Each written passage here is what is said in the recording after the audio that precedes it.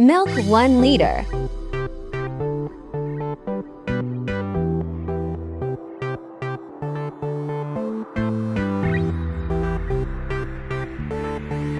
Condensed milk 8 tablespoons.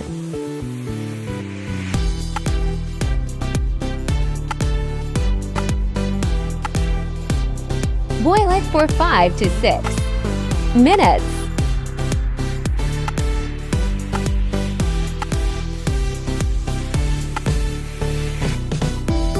Now put the mixture in the container.